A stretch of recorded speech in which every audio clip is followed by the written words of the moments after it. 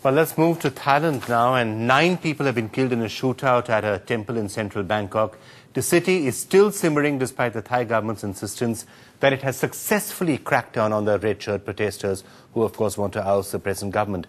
Bangkok city centre, its commercial and tourist hub, has been a war zone for days now. The red lines that you can see now on the map show you the streets that are apparently still occupied by red shirt protesters, although they'd said that they had surrendered. Yellow lines demarcate the areas under army control.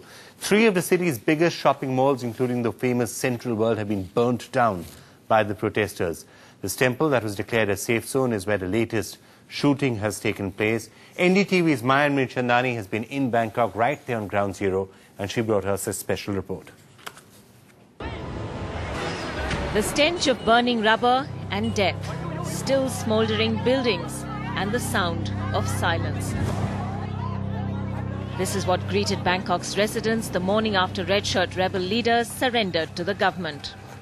The final assault on Wednesday night pushed red shirt supporters from their camps into the temple as the soldiers continued the assault. We saw at least 7 bodies pulled out before our eyes this morning here. The red shirt supporters who were hiding in the temple have now fled across the street to the police headquarters.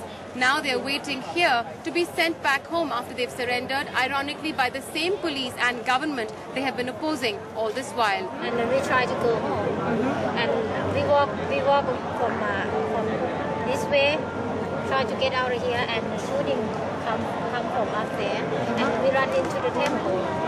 So last night we stayed in the temple all night, and they're still shooting us.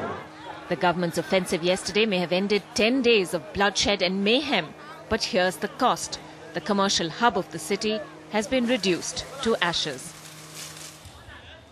Thursday still saw sporadic incidents of violence, prompting the government to extend nighttime curfew for 3 more days, even though 3 more red shirt leaders surrendered today. They will join the 5 others who gave themselves up on Wednesday in a military camp south of Bangkok for interrogation.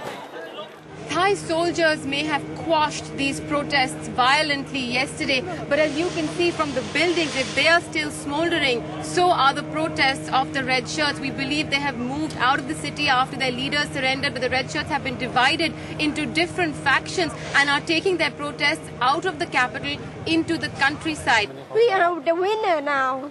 For all over the world, we are the winner. They know what is true, what is real.